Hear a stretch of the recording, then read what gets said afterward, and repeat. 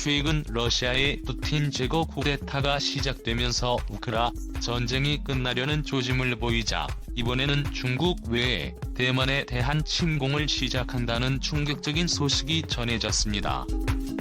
그런데 더 충격적인 점은 지금까지 대만을 지원하던 미국 외에 중국의 대만을 넘기고 대신 대만에 있던 모든 기업들을 한국으로 대규모 이동시킬 수 있다는 놀라운 소식까지 전해지면서 대만은 그야말로 난리가 나버렸는데요.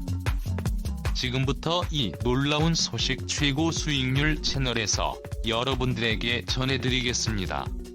현재 자신들이 얼마나 큰 위험에 빠진 줄도 모른 채 한국을 도발한 대만. 최근 조 바이든 미국 대통령이 한국과 일본을 찾아 한미일 반도체 동맹을 통해 전 세계 반도체 공급망을 대대적으로 재편하겠다고 천명했는데요. 이와 관련해서 대만이 비웃었습니다.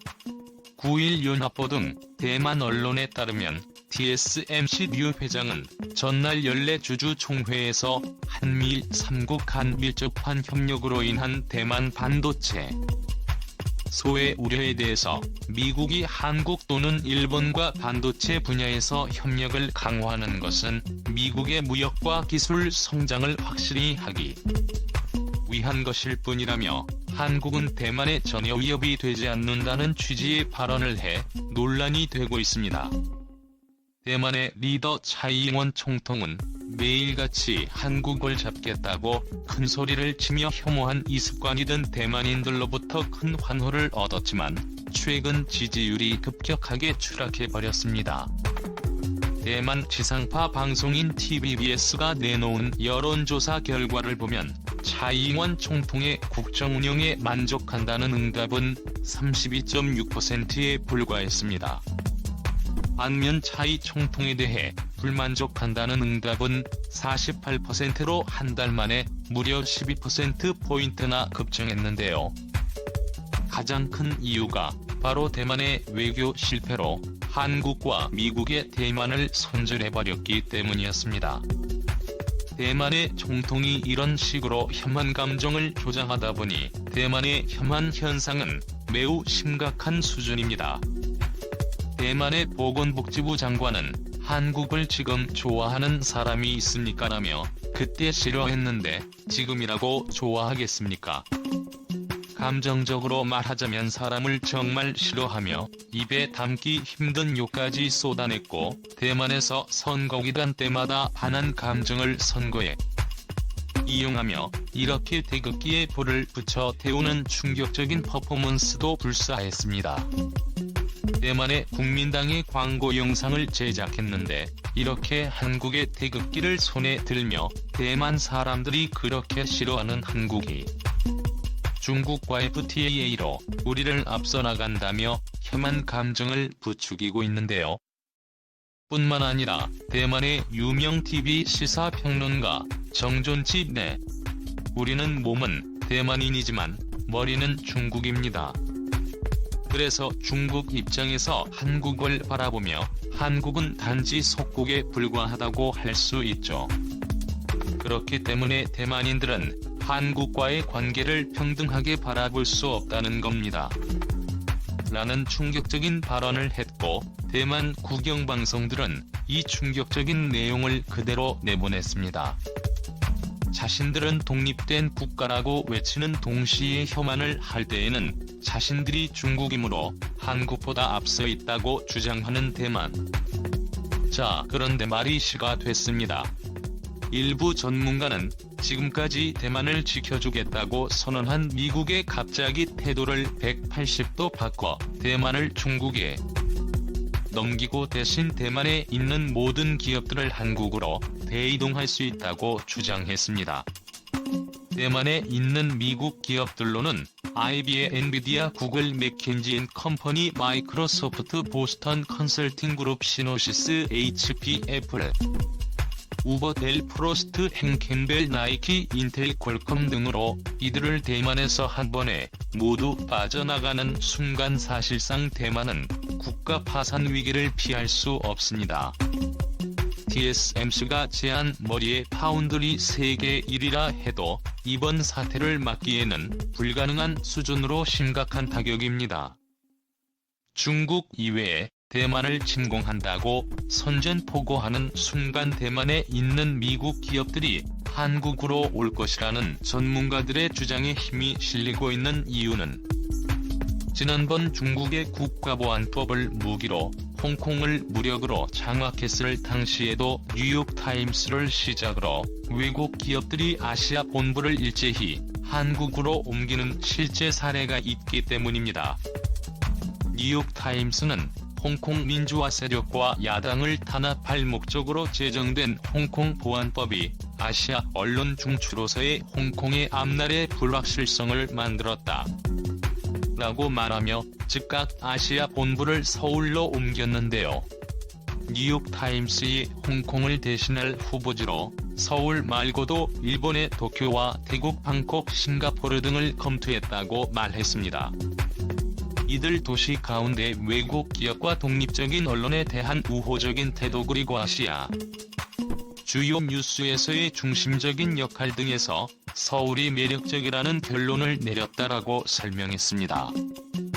러시아 정보기관인 연방보안국 SSB는 시진핑이 올해 가을 20차 당대회를 치르기 전 대만을 무력으로 침공해 가을이 오기 전 대만을 정복할 것이다.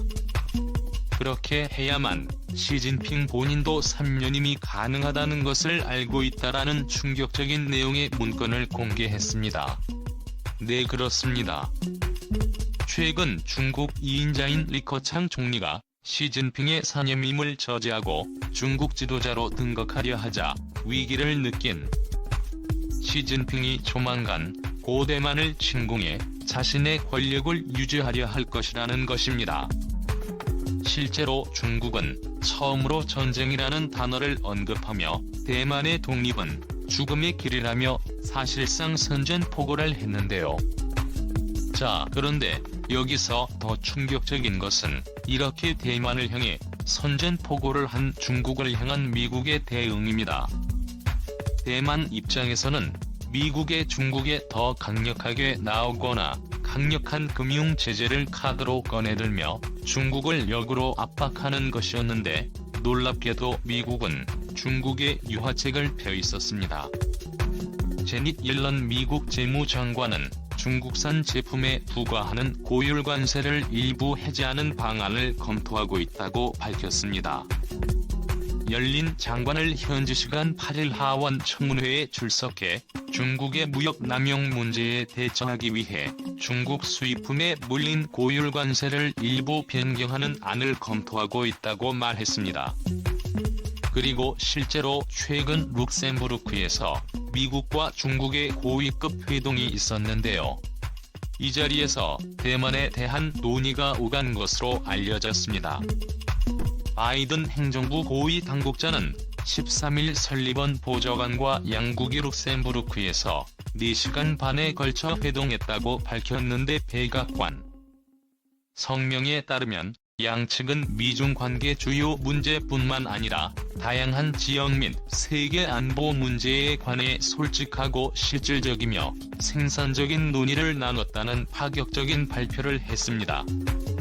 그리고 대만 입장에서 더더욱 충격적인 점은 미국 정부 당국자는 대만 해협은 국제 수역이 아니다라는 중국의 주장과 관련해 논의가 이루어졌냐는 질문의 대화의 특정 부분에 대해 세부적으로 말하지는 않을 것이라고 밝혔습니다.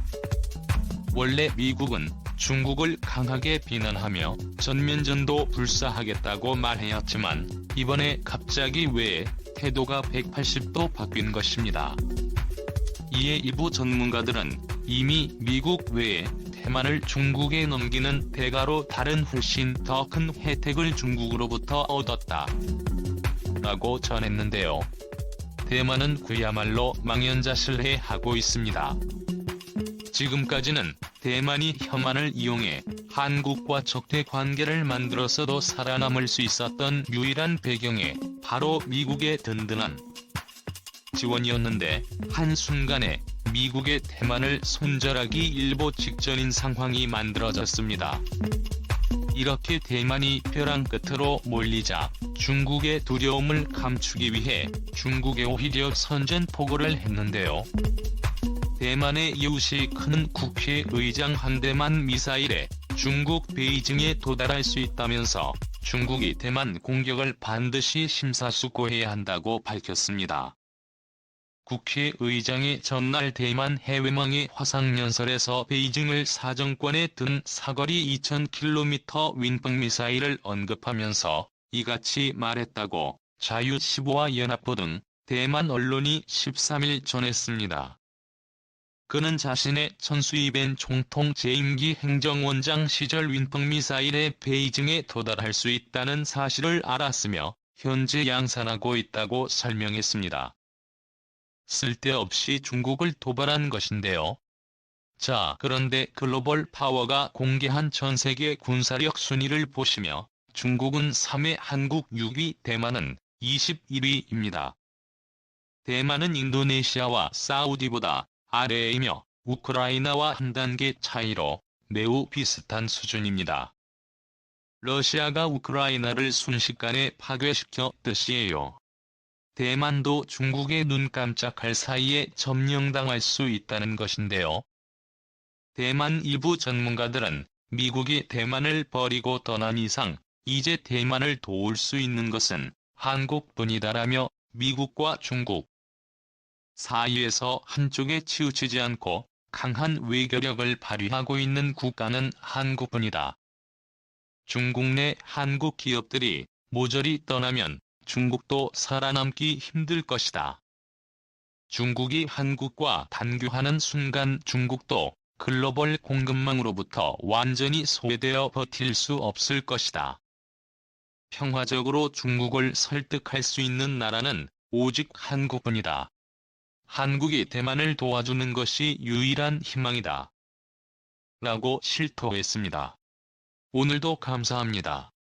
책으로 멋진 하루 보내시길 바랄게요.